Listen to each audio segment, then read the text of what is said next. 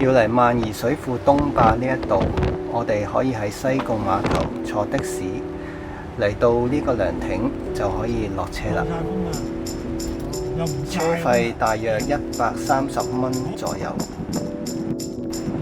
落咗車之後，我哋可以先嚟呢一個世界地質公園呢個招牌打張卡做個紀念先，然之後先開始我哋今日嘅行程。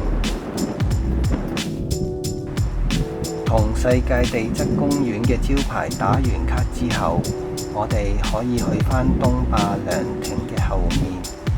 你會見到有一條石屎路，路牌寫住浪茄村，而呢個路段亦係麥理浩徑第一段。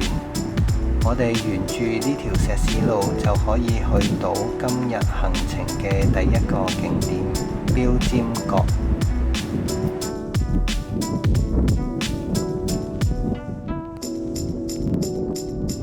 喺呢個路段嘅左手邊，我哋會見到萬宜水庫，仲有幾座山峰，有花山、大蛇頂，甚至最遠嘅連西貢嘅馬鞍山，我哋亦都可以清晰見到。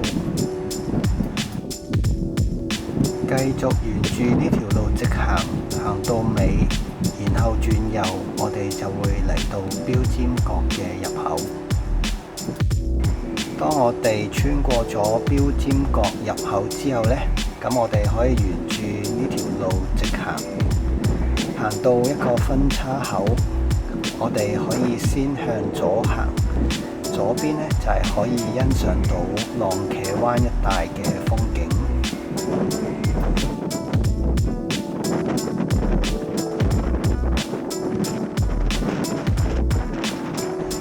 如果時間充裕嘅話，大家不妨坐喺呢一度，慢慢欣賞一下眼前浪茄灣一帶嘅美景。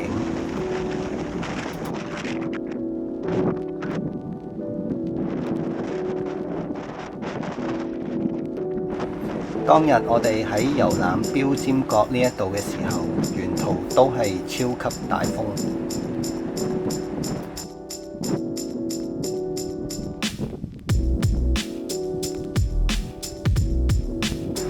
因為我哋而家去緊嘅標尖閣觀景台係喺山頂，所以呢個路段全部都係上山嘅路段。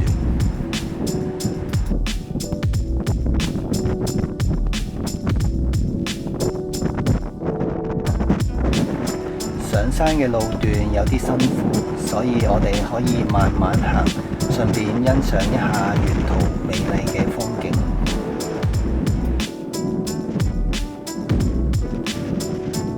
由起點東壩涼亭開始起行，行咗差唔多1公里，用咗40分鐘左右，終於嚟到我哋今日行程嘅第一個景點標尖閣觀景台。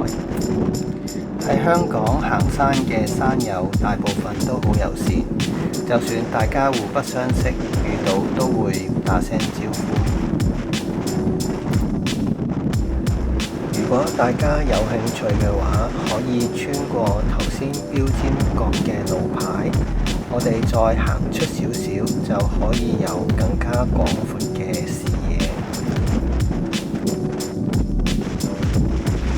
我哋小心翼翼地慢慢向下行，行出少少之後呢，我哋就會見到左手邊嘅島仔叫做泛真洲。右手邊呢，我哋可以見到破邊洲同埋花山，最遠呢，仲可以望到火石洲嘅雲氹山。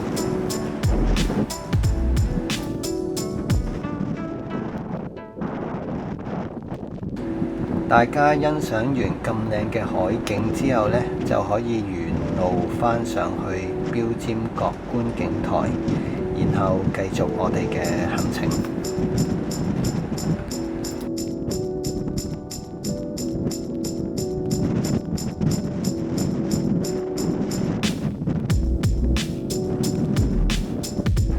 我哋上返去標尖閣觀景台之後呢，就可以沿住我哋頭先未行過嘅路線呢，繼續我哋嘅行程。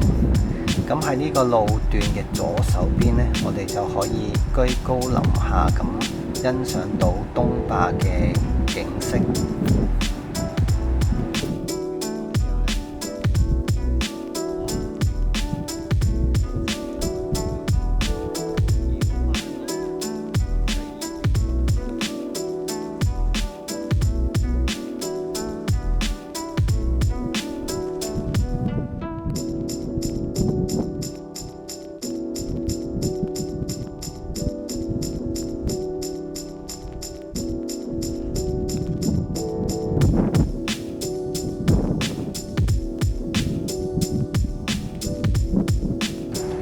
我哋而家所行緊嘅標尖角路段，高度大約係170米左右。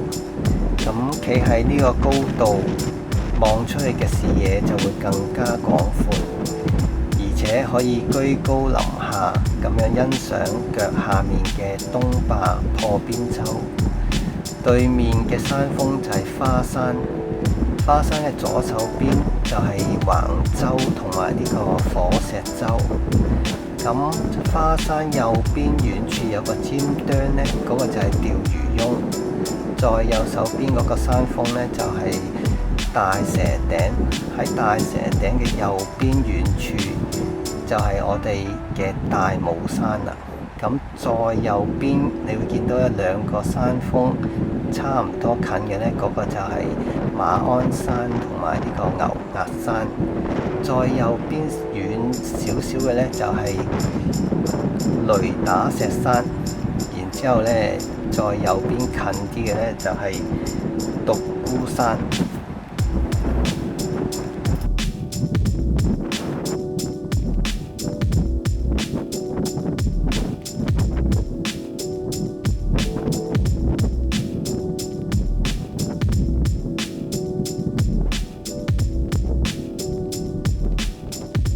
標尖角呢個景點，我哋用咗差唔多個半鐘喺呢度兜咗一個圈就完成咗啦。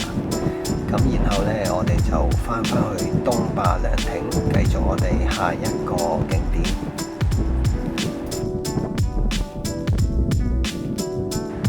我哋而家以音速嘅步速衝返去東壩涼亭。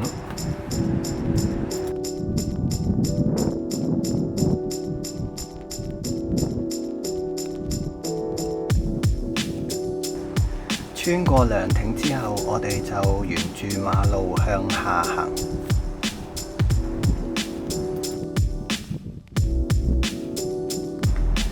沿住馬路一路行，一路望住側邊嘅東壩底，好似好近咁，但係行下行下，原來都有一段路程。我哋行緊呢個路段叫做萬宜地質步道。喺呢一個萬宜地質步道上嘅左手邊，我哋會見到其中一個地標叫做六角形岩石牆。岩石牆就係由右手邊呢一啲六角形岩石柱所組成。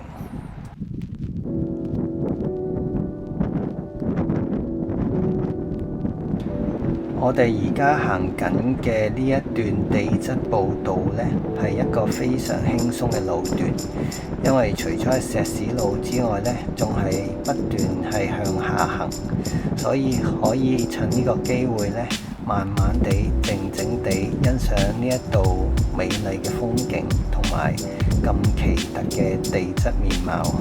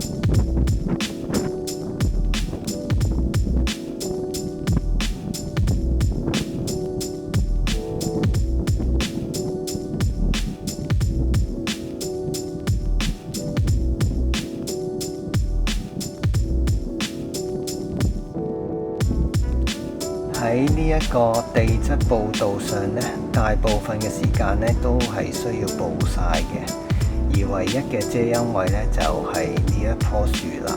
所以大家嚟之前呢，記得準備好防曬裝備。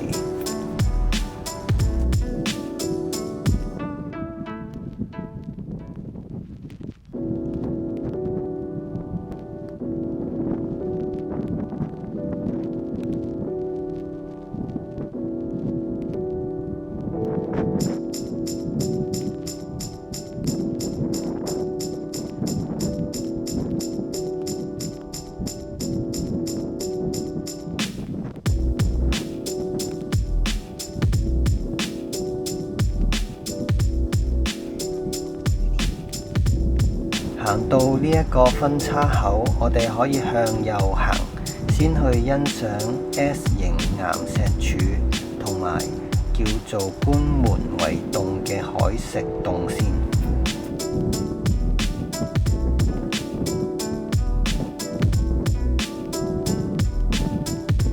咁呢一啲 S 型嘅六角岩石柱係點樣形成嘅呢？話說六角形岩石柱形成嘅初期，佢哋嘅位置係喺火山口內。隨着火山嘅死亡，佢哋亦都開始慢慢咁樣冷卻。呢段時間佢哋嘅質感就好似泥膠般咁軟，估計之後係受到地震或者係地域性嘅下沉壓力所影響，因而扭曲變形，而成為而家眼前所見到嘅 S 型六角岩石柱。因為時間關係呢，我哋要加快速度，用 time lapse 嚟瞬間咁樣行去關門圍洞嘅前面。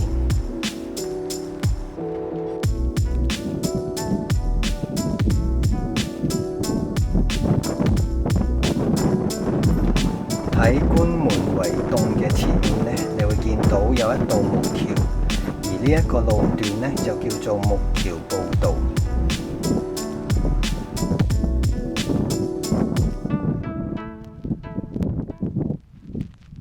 當你喺木橋上面行下嗰時，突然間你會發現，原來腳下面有好多好靚嘅錦鯉喺度游下。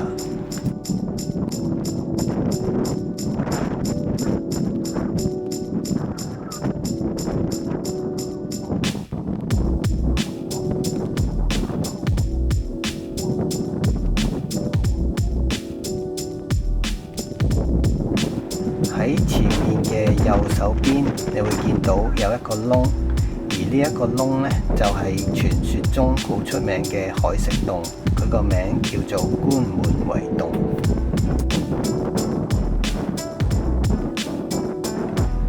行山嘅時候，唔知點解成日會俾人捉住叫我影相，其實我係非常之樂意嘅。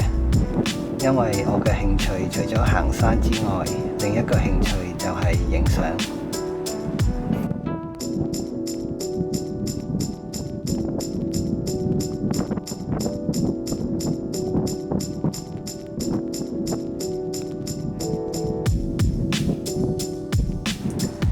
雖然影相只係我嘅一種興趣，不過我對興趣都會有啲要求同埋執着嘅。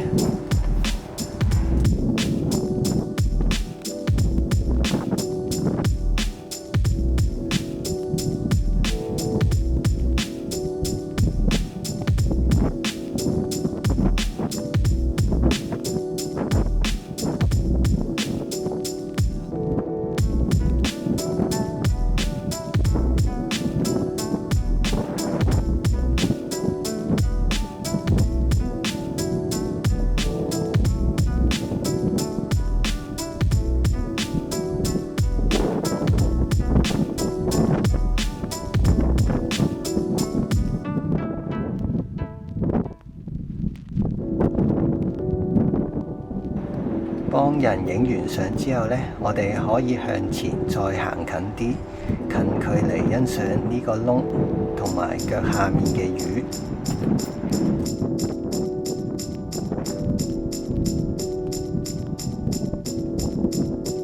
欣賞完觀門圍洞海蝕洞之後呢，我哋可以沿路行返去湖嘅對面。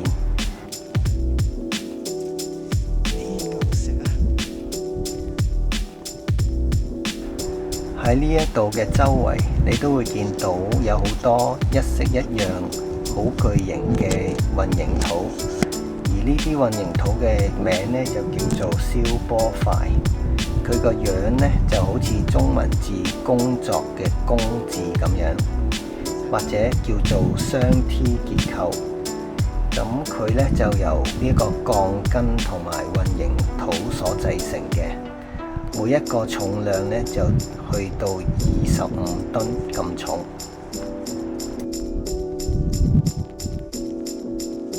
挑戰下呢個亂石陣啦！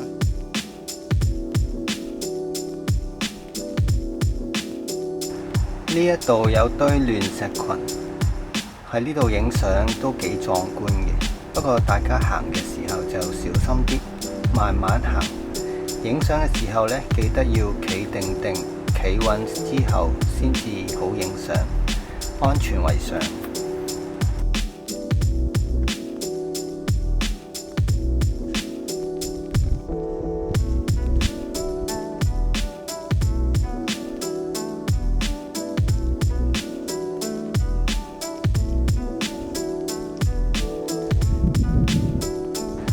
當大家行完萬宜木橋步道同埋觀門圍洞海蝕洞之後呢，就可以沿路返去頭先嘅分叉口，然之後就轉上嚟富壩呢一度，繼續向破邊洲嘅方向前行。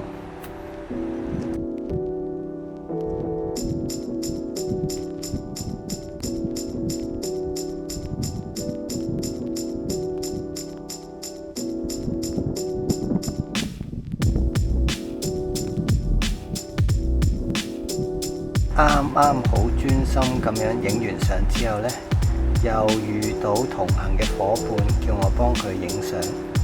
對於呢種興趣，我係非常之樂意嘅。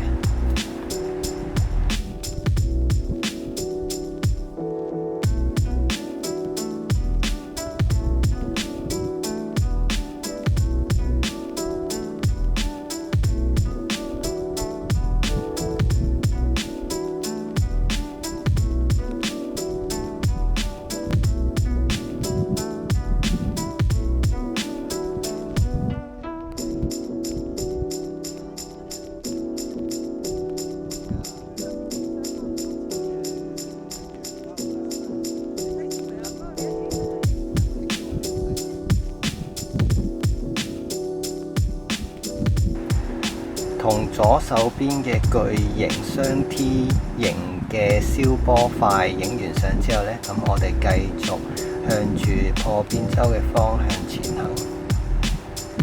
喺呢個東壩嘅副堤上面行呢，都有一段距離嘅，咁所以呢，我哋可以慢慢欣賞兩邊嘅風景。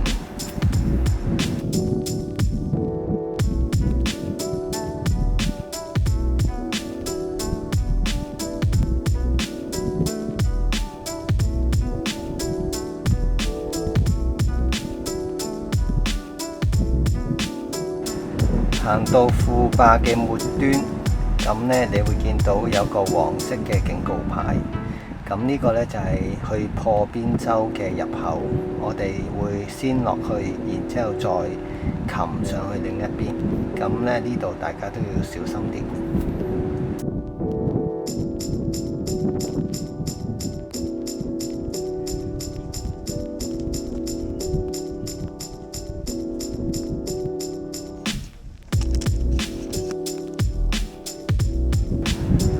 話咁快，我哋就爬咗去另一邊啦。然之後呢，我哋就會向住右手邊嘅石路慢慢行過去。咁呢一段路呢，就有啲危險，所以大家要慢慢小心啲行。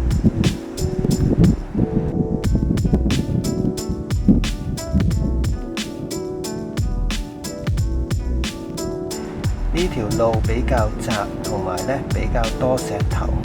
大家行嘅時候要非常之小心，慢慢行，同埋下面呢就係一啲懸崖嚟嘅，所以大家一定要非常之小心。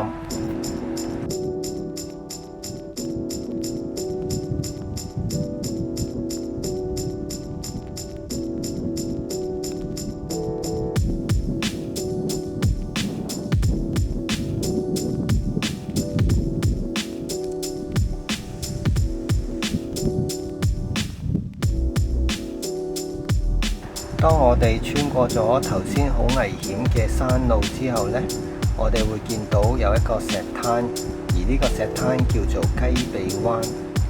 我哋都未去過呢個石灘，所以就好好奇咁樣走落去探索一下。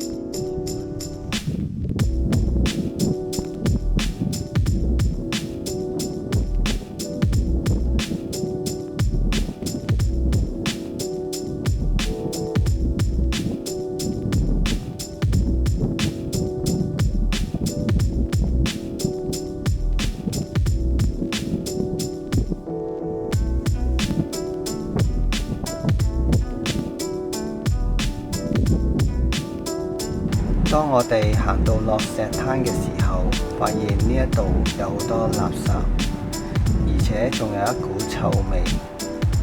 不過橫掂都行咗落嚟，就喺呢度繼續探索一下。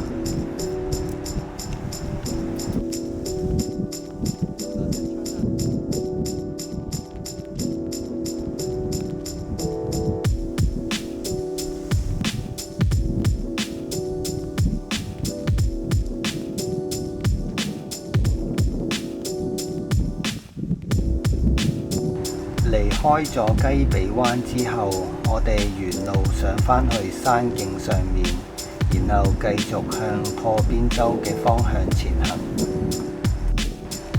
然後我哋就會嚟到呢一度，呢度就係檢珠灣嘅上面啦。腳下面嗰個就係檢珠灣。唔知大家見唔見到香港之心呢？呢度可能唔夠突出，我哋一陣間再睇。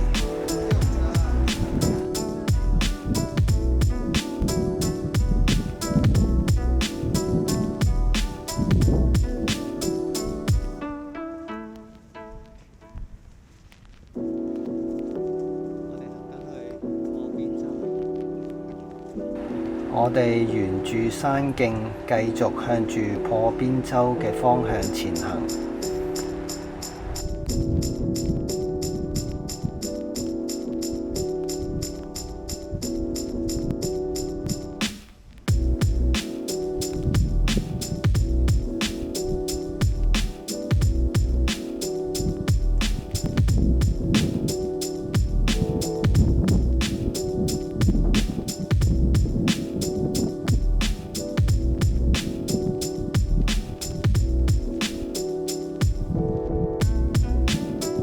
嚟到呢度，我哋再回望一次頭先行過嘅檢珠灣，大家留唔留意到香港之心已經好突出啦？唔知大家見唔見到呢？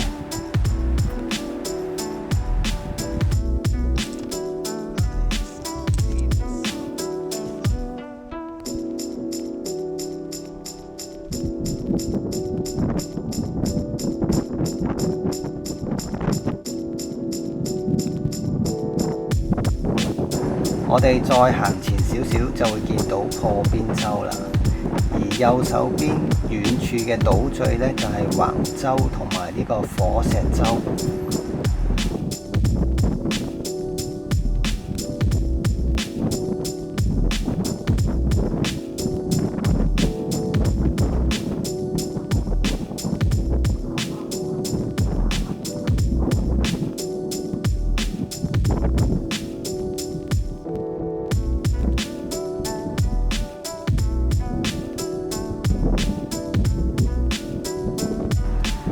上埋呢段路，前面就係破邊洲啦。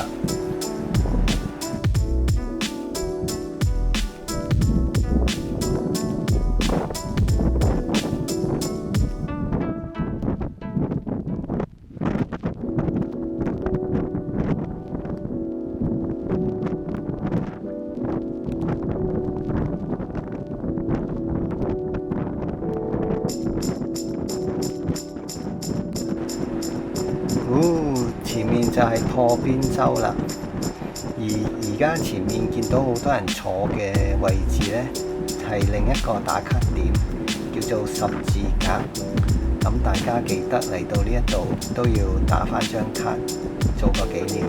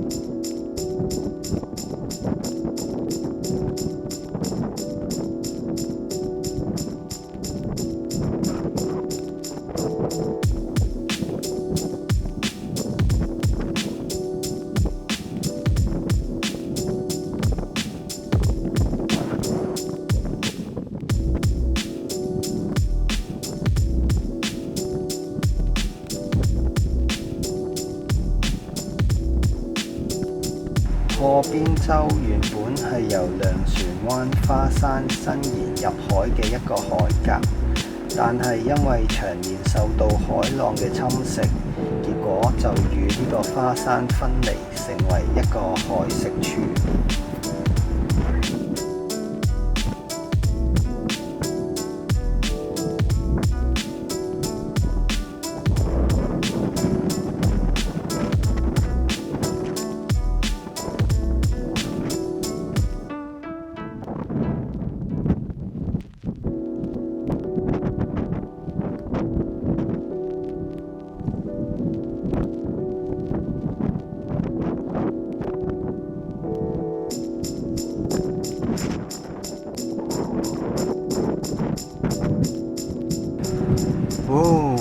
行到呢度就係最接近破邊洲嘅距離啦。眼前呢一個就係破邊洲。